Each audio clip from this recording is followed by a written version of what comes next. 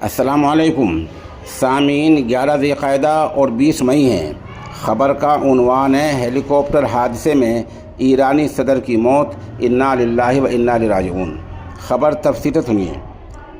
Tehran, Iran کے صدر Ebrahim Raisi کی ہیلی کاپٹر کریش میں موت ہو گئی ہے۔ اس ہیلی کاپٹر حادثے میں ان کے ساتھ وہاں کے وزیر خارجہ بھی تھے، ان کا بھی انتقال ہو گیا ہے۔ ایرانی میڈیا کے مطابق ہیلی کاپٹر کریش حادثے میں دونوں کی موت ہو چکی ہے۔ کئی گھنٹوں کی مشقت کے بعد ہیلی کاپٹر کا ملبہ مل گیا ہے۔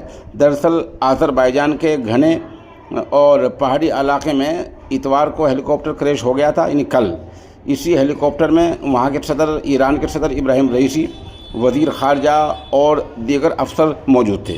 حادثے کے بعد سے ہی بڑے پیمانے پر بچاؤ مہم چلائی گئی تھی۔